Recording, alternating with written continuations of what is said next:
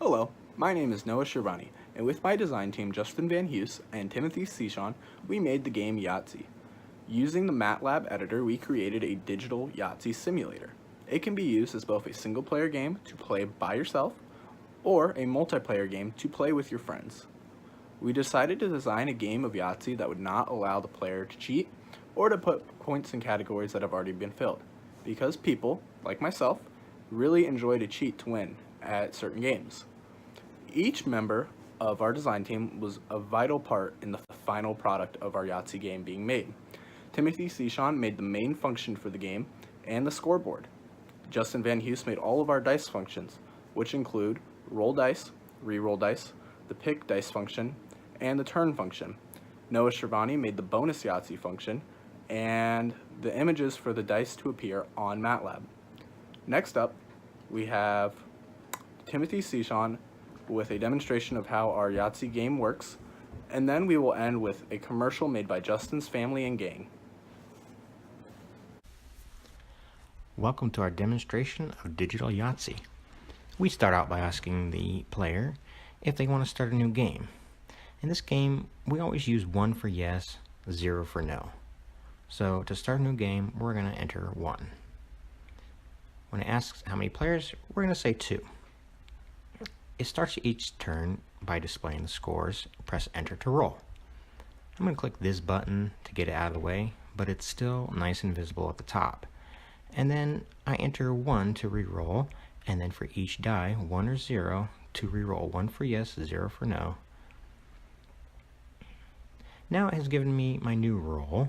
I go through the same process, 1 for yes, 0 for no, to decide which dice I'm going to re-roll.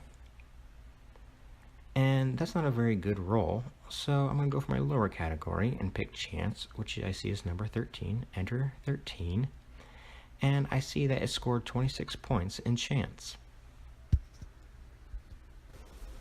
Now in this case, I have rolled some 6s, which is a decent roll, so I go for the upper category, but maybe I make a mistake, put in 4 when I meant 6, or maybe I just pick one I already had. And it tells me you've already filled this category and I have to choose again. So this time I pick 6 and it successfully scores 18 points and puts it in my 6s. Now the game will cycle through to the next player's turn until it's gone through all the players that you chose. And they will just go through the same process of selecting which die they want to re-roll. Oh, they got a Yahtzee, so they don't have to. They can say no. And in this case, I did, and I went down and I picked Yahtzee, which is number 12, and you see it scored 50 in Yahtzee. Now in this case, I got a full house, but I want to check and see that I didn't already score it, and I see that I have. So in this case, I'm going to keep rolling and not try to fill that full house.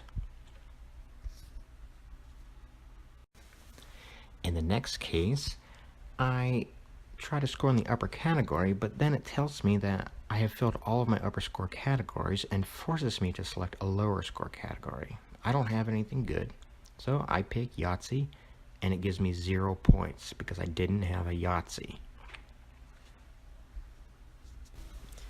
At the end of the game, it displays every player's score. It tells you the upper section, the lower section, and then it totals it and lets you know how many Yahtzees you got. This is a low-scoring game, so there were no bonuses involved. Now I played a high-scoring game with 2 players, and you can see that it reports a 35-point bonus, and if the player gets more than 1 Yahtzee, they also get a 100-point bonus, and that is displayed here and included in the calculated final. Do you like Yahtzee but find yourself always losing the dice? My turn. Oh, my dice! Are you frustrated by complicated scorecards? Can't figure out my final score!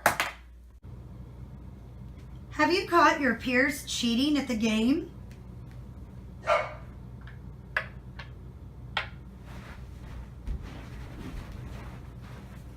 If you found yourself saying yes to any of these questions, you should invest in Group C's Digital Yahtzee, where there's no cheating, you don't have to make your own scores, and the dice are digitally right in front of you all the time.